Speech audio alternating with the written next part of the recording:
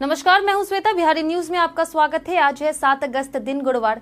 खबरों की ओर बढ़ने से पहले एक नजर डालते हैं आज की टॉप हेडलाइंस पर। बिहार में शिक्षकों के लिए म्यूचुअल ट्रांसफर पोर्टल शुरू। 1 महीने तक कर सकेंगे ऑनलाइन आवेदन। पिछली बार छूटे शिक्षकों को मिलेगा लाभ। ड्रैगन फ्रूट खेती को बढ़ावा। बिहार सरकार ने मंजूर की 1.26 करोड़ की योजना। 23 जिलों में योजना होगी लागू। बीएसईबी की नई पहल। 12 शहरों में आदर्श परीक्षा केंद्र शुरू। आधुनिक टेक्निक से लैस होंगे परीक्षा केंद्र। बिहार में शिक्षकों की सेवा पुस्तिका ऑनलाइन अनिवार्य। प्रमोशन और ट्रांसफर प्रक्रिया होगी पारदर्शी और तेज। बायोमेट्रिक वेरिफिकेशन भी जरूरी। एसआईआर पर चुनाव आयोग का दावा। 6 अगस्त तक किसी भी राजनीतिक दल ने नहीं दी आपत्ति। 19,000 से अधिक नए वोटरों ने नाम जोड़ने के लिए किए आवेदन। देश भर के डाकघरों में लागू हुआ आईटी 2.0 सॉफ्टवेयर। शुरुआती दिक्कतों के बीच सेवाएं जल्द होगी सामान्य। ग्राहकों और कर्मचारियों को अधिक मिलेगी सुविधा। सोशल मीडिया पर बुमराह ट्रोल। सचिन ने किया समर्थन। कहा जीत हार के आंकड़े सिर्फ संयोग। तो ये थी आज की टॉप हेडलाइंस। अब नजर डालते हैं उन 25 बड़ी खबरों पर जो आपके लिए जानना है जरूरी। एसबीआई क्लर्क भर्ती 2025 शुरू। 5,180 से अधिक पदों पर vacancy. State bank of India ने एसबीआई क्लर्क पदों पर भर्ती प्रक्रिया 6 अगस्त 2025 से शुरू कर दी है।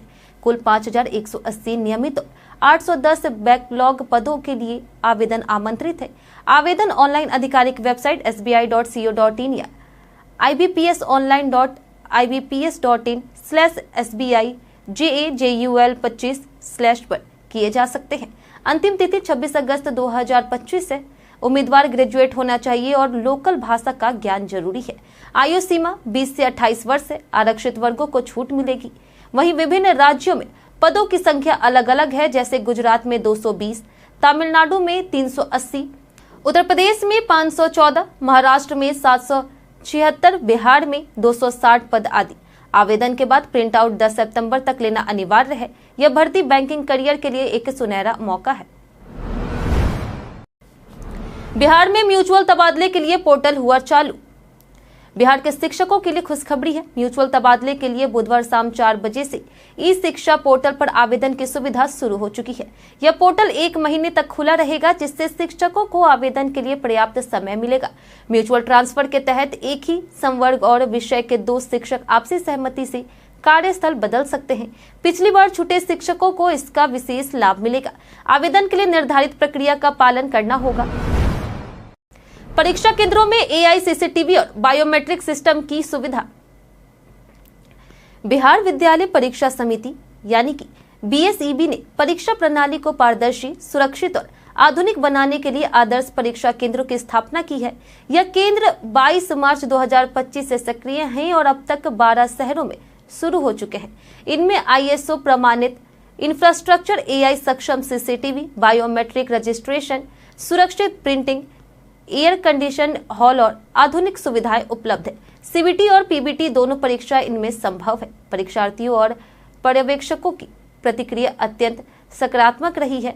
यह पहल न केवल परीक्षा की गुणवत्ता बढ़ा रही, बल्कि रोजगार के अवसर और युवाओं में आत्मविश्वास भी उत्पन्न कर रही है। बिहार के 78,000 स्कूलों में शिक्षकों की जरूरत का आकलन जारी। बिहार में डोमिसाइल नीति लागू होने के बाद टीआरई 4 में लगभग 85 से 86% सीटें बिहार के अभ्यर्थियों के लिए आरक्षित हो गई है। शिक्षा मंत्री सुनील कुमार ने कहा कि जल्द ही नियुक्तियों की जानकारी बीपीएससी को भेजी जाएगी। राज्य में लगभग 78,000 स्कूलों में शिक्षकों की जरूरत का आकलन जारी है। मंत्री ने रसोइयों और फिजिकल इंस्ट्रक्टर्स के मानदेय में वृद्धि भी की घोषणा की है। ग्रामीण विकास मंत्री श्रवण कुमार ने नीति का समर्थन किया और विपक्ष को केवल बयानबाजी करने वाला बताया। साथ ही मुख्यमंत्री नीतीश कुमार के विकास कार्यों की सराहना की। किराएदारों को कनेक्शन के लिए देना होगा इकरारनामा। बिहार में मुख्यमंत्री विद्युत उपभोक्ता राहत योजना के तहत 125 यूनिट मुफ्त बिजली दी जा रही, लेकिन इसके दुरुपयोग को रोकने के लिए सख्त नियम लागू किए गए हैं। एक ही परिसर में पिता, भाई या अन्य के नाम पर अलग कनेक्शन लेने के लिए कोर्ट से संबंधित बंटवारानामा जरूरी है। किराएदारों को मकान मालिक के साथ नोटरीकृत इकरारनामा देना होगा। आवेदन के बाद स्थल जांच होगी और गड़बड़ी मिलने पर कनेक्शन रद्द हो सकता है। जरूरी दस्तावेजों में आधार, राशन कार्ड, संपत्ति कागजात शामिल है। बिना बकाया भुगतान लाभ नहीं मिलेगा। ड्रैगन फ्रूट विकास योजना के लिए सरकार ने दी 1.26 करोड़ की मंजूरी। बिहार सरकार ने ड्रैगन फ्रूट की खेती को बढ़ावा देने के लिए वित्तीय वर्ष 2025-26 से 2026-27 तक 2 वर्षों के लिए 1.26 करोड़ रुपए का योजना मंजूरी की है। यह योजना खासकर लघु और सीमांत किसानों के लिए है। खेती के लिए 0.1 से 2.0 हेक्टेयर तक अनुदान मिलेगा। प्रति हेक्टेयर 6.75 लाख की लागत पर 40% यानी कि 2.70 लाख रुपए का अनुदान 2 किस्तों में मिलेगा। चयन प्रक्रिया ऑनलाइन लॉटरी से होगी। पहले साल के लिए 76.14 लाख रुपए जारी किए गए हैं। यह योजना बिहार के 23 जिलों में लागू होगी और किसानों की आय बढ़ाने में मदद करेगी। सुप्रीम कोर्ट ने ईसीआई से मांगा 65 लाख मतदाताओं का ब्यौरा। सुप्रीम कोर्ट ने चुनाव आयोग से 9 अगस्त तक बिहार की ड्राफ्ट वोटर लिस्ट से बाहर हुए लगभग 65 लाख मतदाताओं का ब्यौरा देने को कहा है। कोर्ट ने यह जानकारी राजनीतिक दलों और NGO association for democratic reformers को देने का निर्देश दिया। याचिकाकर्ता प्रशांत भूषण ने आरोप लगाया कि हटाए गए नामों की वजह स्पष्ट नहीं है और दस्तावेजों की कमी के बावजूद नाम हटाए गए। कोर्ट ने कहा कि आयोग को कानून के अनुसार कार्य करना होगा और एसआईआर प्रक्रिया की समीक्षा की जाएगी। आयोग को शनिवार तक जवाब दाखिल करने को कहा गया। सभी शिक्षकों की ई सर्विस बुक अब अनिवार्य रूप से ऑनलाइन। बिहार सरकार ने सभी सरकारी स्कूलों के शिक्षकों, प्रधानाध्यापकों, पुस्तकालय अध्यक्षों और शिक्षकेतर कर्मियों की सेवा पुस्तिका को ई शिक्षा कोष पोर्टल पर अपलोड करना अनिवार्य किया है। अब शैक्षणिक और प्रशिक्षण प्रमाण पत्र सहित सभी जानकारी ऑनलाइन दर्ज की जाएगी। टीआरई 3 सक्षमता परीक्षा पास शिक्षकों के दस्तावेज डीईओ कार्यालय से अपलोड होंगे, जबकि टीआरई 1, 2 और अन्य शिक्षक स्वयं अपलोड करेंगे। दस्तावेजों का सत्यापन ऑनलाइन होगा। बायोमेट्रिक वेरिफिकेशन भी अनिवार्य होगा। गलत या फर्जी दस्तावेज मिलने पर कार्रवाई होगी। यह प्रक्रिया प्रमोशन, ट्रांसफर और वेतन निर्धारण को पारदर्शी और तेज बनाएगी। सभी अधिकारी को निर्देश दिए गए हैं।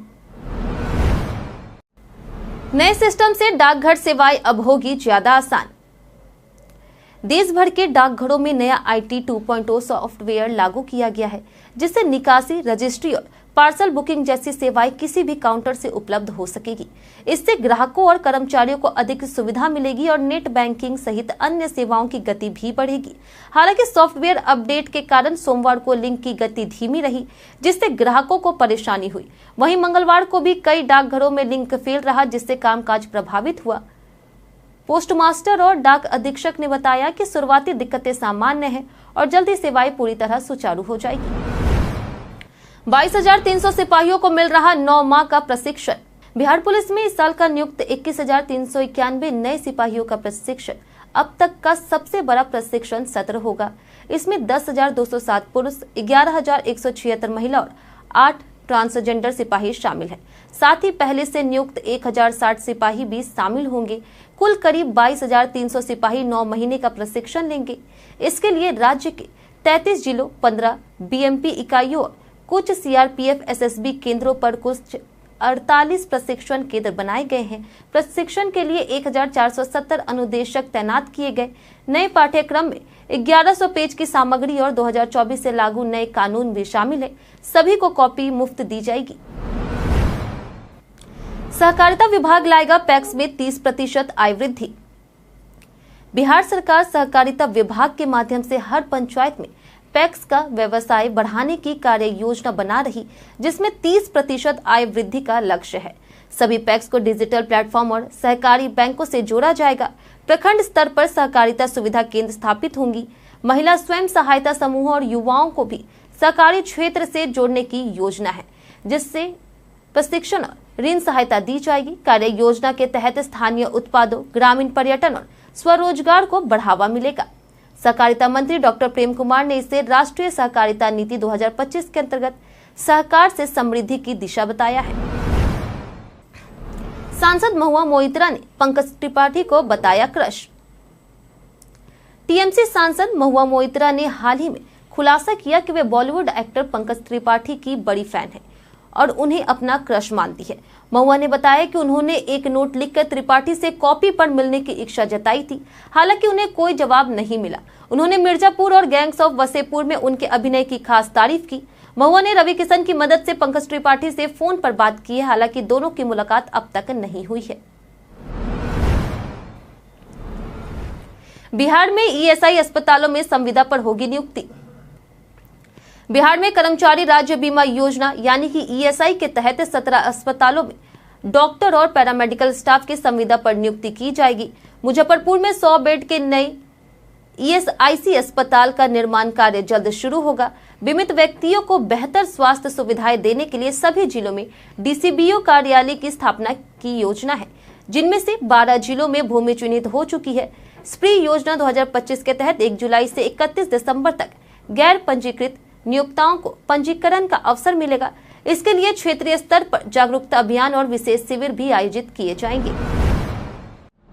1300 कुख्यात अपराधियों की संपत्ति जब्त करने की तैयारी। बिहार पुलिस ने अपराधियों की अवैध संपत्ति पर बड़ी कार्रवाई शुरू कर दी है। अब तक राज्य भर में 1300 कुख्यात अपराधियों की पहचान की गई है, जिनकी अवैध संपत्ति जब्त करने की प्रक्रिया जारी है। पहले चरण में किशनगंज, नवादा, पटना, गया, मुजफ्फरपुर समेत कई जिलों में संपत्ति कुर्की की कार्रवाई शुरू हो गई है। कोर्ट के आदेश मिलते ही संपत्तियां जब्त कर सरकार के नियंत्रण में ली जा रही है। पुलिस ने 279 मामलों का प्रस्ताव कोर्ट को भेजा है, जिनमें से 6 पर आदेश मिल चुका है। एडीजी कुंदन कृष्णन ने स्पष्ट किया कि अपराध से अर्जित कोई भी संपत्ति सुरक्षित नहीं रहेगी। फोन के कंपन के पीछे छुपा है ईआरएम मोटर का राज। जब आपका फोन वाइब्रेशन मोड पर होता है और चुपचाप कांपता है, तो उसके पीछे एक छोटी सी मोटर होती है, जिसे हम ईआरएम कहते हैं। इसमें एक तरह भारी हिस्सा होता है जो घूमने पर असंतुलन पैदा करता है और कंपन होता है। जैसे वॉशिंग मशीन एक तरफ भारी होने पर हिलती है, फोन नोटिफिकेशन मिलने पर प्रोसेसर मोटर को चालू करता है और कंपन शुरू होता है। यह मीटिंग या साइलेंट जगहों पर काम आता है। कुछ फोन में हैप्टिक फीडबैक होता है जो टाइपिंग पर भी हल्का कंपन देता है। यही है वाइब्रेशन का विज्ञान। बिहार में बनेंगे 704 नए पुल, पूर्वी चंपारण में सबसे ज्यादा। मुख्यमंत्री ग्रामीण सेतु योजना के तहत वित्तीय वर्ष 2025-26 में बिहार में 704 नए पुलों का निर्माण होना है, जिस पर 3688 करोड़ रुपए खर्च होंगे। बुधवार को मिली आधिकारिक जानकारी के अनुसार सबसे ज्यादा 56 पुल पूर्वी चंपारण में बनेंगे। दरभंगा में 38, गया, सिवान और सीतामढ़ी में 30-30, सारण और वैशाली में 28-28, भागलपुर और गोपालगंज में 27-27 पुल बनाए जाएंगे। इस योजना में उन स्थानों को प्राथमिकता दी गई है जहां पुल नहीं होने से रास्ते अधूरे हैं। मुख्यमंत्री दरबार और नीतीश कुमार की घोषणाओं के अनुरूप भी परियोजनाएं शामिल की गई है। जानिए आज कैसा रहेगा बिहार के मौसम का मिजाज। मौसम विभाग के अनुसार अगले 24 घंटों में राज्य के अधिकांश हिस्सों में अधिकतम तापमान में कोई खास बदलाव नहीं होगा। इसके बाद 72 घंटों में तापमान में 1 से 3 डिग्री सेल्सियस की गिरावट आने की संभावना है। विभाग ने कई क्षेत्रों में मेघ गर्जन, वज्रपात और तेज हवाओं की चेतावनी दी है। तापमान की बात करें तो अधिकतम तापमान 32 से 34 डिग्री सेल्सियस और न्यूनतम तापमान 26 से 28 डिग्री सेल्सियस के बीच रहने की संभावना जताई गई है। लोगों को सतर्क रहने और सावधानी बरतने की सलाह दी गई। एसआईआर पर 6 अगस्त तक किसी दल ने आपत्ति नहीं दी।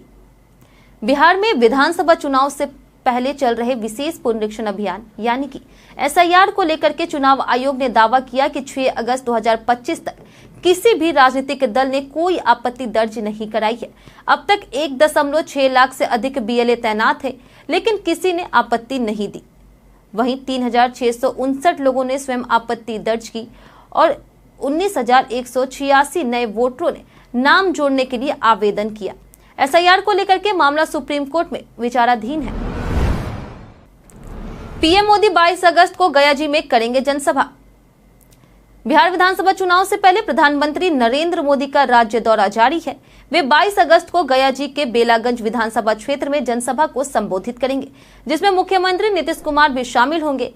पिछले महीने मोदी ने मोतिहारी में कई परियोजनाओं का उद्घाटन किया था। चुनावी माह अक्टूबर-नवंबर में होने वाले चुनाव से पहले पीएम का लगभग हर महीने बिहार दौरा हो रहा, जिसमें उन्होंने जून में सिवान, मई में विक्रमगंज और अप्रैल में झंझारपुर में जनसभाएं की थी। महबूब आलम पर बरसे पप्पू यादव। बिहार में विधानसभा चुनाव से पहले पप्पू यादव और माले विधायक महबूब आलम के बीच जुबानी जंग छिड़ गई है। महबूब आलम ने पप्पू यादव के महागठबंधन में होने पर सवाल उठाया, जिस पर पप्पू यादव ने प्रतिक्रिया देते हुए कहा कि वे राहुल और प्रियंका गांधी के आशीर्वाद से जुड़े हैं। उन्होंने खुद को धर्म संकट में बताया और राजनीति छोड़ने की बात कही, लेकिन तुरंत नकार भी दिया। उन्होंने जनता से संवाद कर भविष्य तय करने की बात कही है। अनंत सिंह ने मोकामा से चुनाव लड़ने का किया ऐलान। मोकामा के पूर्व विधायक अनंत सिंह को पटना हाईकोर्ट से जमानत मिल गई है और वे बुधवार को बेऊर जेल से रिहा हो गए। जेल से बाहर आने पर समर्थकों ने जोरदार स्वागत किया। अनंत सिंह ने मोकामा से विधानसभा चुनाव में जदयू के टिकट से लड़ने का ऐलान किया। उन्होंने नीतीश कुमार के मुख्यमंत्री बने रहने की भविष्यवाणी की और तेजस्वी यादव पर भी हमला किया। आज वे पटना से मोकामा तक रोड शो करेंगे, जहां जनता का अभिवादन लेंगे। उनकी रिहाई पर मोकामा और आसपास जश्न का माहौल है। बिहार सरकार पर राजद प्रवक्ता का आरोप। राजद प्रवक्ता एजाज अहमद ने सरकार पर आरोप लगाया कि नेता प्रतिपक्ष तेजस्वी यादव की बढ़ती लोकप्रियता से घबराकर उन्हें पोस्टर से हटाए जा रहे हैं। उन्होंने कहा कि एनडीए खेमे में बेचैनी है और पोस्टर हटाना इसी का प्रमाण है। एजाज ने दावा किया कि बिहार की जनता तेजस्वी यादव के साथ है और अब उन्होंने 20 साल पुरानी सरकार को हटाने का मन बना लिया है। राजद इसे लोकतंत्र पर हमला बता रहा। कई कारणों से दर्ज है भारत के इतिहास में आज का दिन। 7 अगस्त के दिन भारतीय इतिहास में कई महत्वपूर्ण घटनाएं घटी है। 1702 में मुगल वंश के 14वें बादशाह मोहम्मद रोशन अख्तर का जन्म हुआ। 1871 में प्रख्यात कलाकार और साहित्यकार अवनींद्रनाथ ठाकुर का जन्म हुआ। 1904 में प्रसिद्ध विद्वान वासुदेव शरण अग्रवाल का जन्म हुआ। 1925 में हरित क्रांति के जनक और कृषि वैज्ञानिक MS स्वामीनाथन का जन्म हुआ। 1941 में नोबेल पुरस्कार विजेता रविंद्रनाथ टैगोर का निधन हुआ। 1955 में गायक सुरेश वाडेकर का जन्म हुआ। वहीं 2009 में प्रसिद्ध गीतकार गुलशन बावड़ा का निधन हुआ और 2011 में द्वितीय विश्व युद्ध की नायिका नैन्सी वेग का निधन हुआ। सोशल मीडिया पर बुमराह ट्रोल, सचिन ने किया समर्थन। जसप्रीत बुमराह के खेलने पर भारत के टेस्ट रिकॉर्ड को लेकर के उठे सवालों पर सचिन तेंदुलकर ने उनका बचाव किया। सोशल मीडिया पर बुमराह की अनुपस्थिति में भारत की जीतों को लेकर के हो रही आलोचनाओं पर सचिन ने कहा कि ये आंकड़े महज एक संयोग है। उन्होंने बुमराह के प्रदर्शन की सराहना करते हुए उनको बताया कि उन्होंने सीरीज में 2 बार 5-5 विकेट लिए, जो उनकी मैच विनर क्षमताओं को दिखाता है। सचिन ने यह भी स्पष्ट किया कि बुमराह खुद मैच नहीं चुनते, बल्कि चोटों से बचाव के लिए उन्हें रोटेशन पॉलिसी के तहत आराम दिया जाता है। जनधन खातों में योजनाओं का लाभ पाने को KYC जरूरी। प्रधानमंत्री जनधन योजना के तहत खोले गए खातों के लिए RBI ने 30 सितंबर 2025 तक पंचायत स्तर पर KYC कैंप लगाने का निर्णय लिया है। खाता धारकों को अपना आधार, पहचान और पते से जुड़े दस्तावेज दोबारा जमा करने होंगे ताकि खाता एक्टिव रहे और योजनाओं का लाभ मिलता रहे। कैंप्स में नई अकाउंट ओपनिंग, बीमा, पेंशन जैसी सुविधाएं भी दी जा रही। अब तक 55.90 करोड़ जनधन खाते खोले जा चुके हैं। PM मुद्रा योजना के तहत भी 53 करोड़ से अधिक लोन दिए गए हैं। मृत खाता धारकों की संपत्ति पर क्लेम प्रक्रिया आसान की जा रही। हम प्रतिदिन आपसे 5 ऐसे जरूरी सवाल और उसके जवाब बताएंगे जो कि BPSC, बिहार पुलिस दरोगा समेत SSC जैसे अन्य प्रतियोगी परीक्षाओं में काम आएंगे। सवाल इतिहास, बिहार स्पेशल, विज्ञान, करंट अफेयर्स और भूगोल से रहेंगे। पूछे गए 5 सवालों में आपने कितना सही जवाब दिया है, यह हमें कमेंट करके जरूर बताएं। हमारा पहला सवाल है कि बिरला प्रौद्योगिकी संस्थान की स्थापना किस वर्ष हुई थी? ऑप्शन ए है 1980, ऑप्शन बी है 1955, ऑप्शन सी है 1965 या फिर ऑप्शन डी 1970। इसका सही उत्तर है ऑप्शन बी 1955। हमारा दूसरा सवाल है कि बिहार के किस जिले में नहर सिंचाई की अधिकतम सुविधा उपलब्ध है? ऑप्शन ए है पटना, ऑप्शन बी है वैशाली, ऑप्शन सी है भागलपुर, ऑप्शन डी भोजपुर। इसका सही उत्तर है ऑप्शन डी भोजपुर। हमारा तीसरा सवाल है कि भारत का वो पहला राज्य कौन सा है जिसमें सेंडाई फ्रेमवर्क की सिफारिशों को लागू किया गया? ऑप्शन ए है उत्तर प्रदेश, ऑप्शन बी है छत्तीसगढ़, ऑप्शन सी है मध्य प्रदेश, ऑप्शन डी बिहार। इसका सही उत्तर है ऑप्शन डी बिहार। हमारा चौथा सवाल है कि MS Swaminathan the man who fed India किताब किसने लिखी है? ऑप्शन ए है राघव चौहान, ऑप्शन बी है अमन वर्मा, ऑप्शन सी है शिवानी मिश्रा या फिर ऑप्शन डी प्रियंबदा जयकुमार। इसका सही उत्तर है ऑप्शन डी प्रियंबदा जयकुमार। हमारा आखिरी सवाल है, भारत की सबसे उन्नत सरकारी इमारत कर्तव्य भवन का उद्घाटन इनमें से किस शहर में किया जाएगा? ऑप्शन ए है नई दिल्ली, ऑप्शन बी है पटना, ऑप्शन सी है भोपाल या फिर ऑप्शन डी लखनऊ। इसका सही उत्तर है ऑप्शन ए नई दिल्ली। बीते दिन हमारे द्वारा पूछे गए सवाल का जवाब आप लोगों में से बहुत लोगों ने हमारे कमेंट बॉक्स सेक्शन में लिख कर दिया है।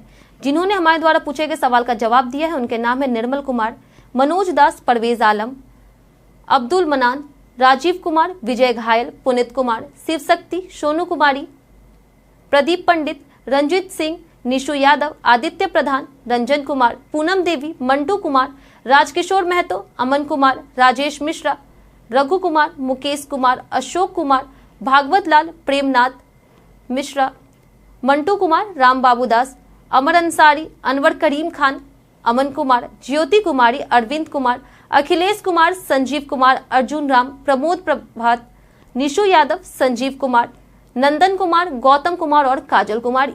इसी के साथ बढ़ते हैं आज के सवाल की ओर। और आज का सवाल है, आपके क्षेत्र में मौसम का क्या हाल है? आप अपना जवाब हमारे कमेंट सेक्शन में लिखकर जरूर बताएं। आज के लिए इतना ही। बिहार की तमाम खबरों के साथ बने रहने के लिए देखते रहे बिहारी न्यूज। और साथ ही अगर आप यूट्यूब चैनल पर देख रहे हैं तो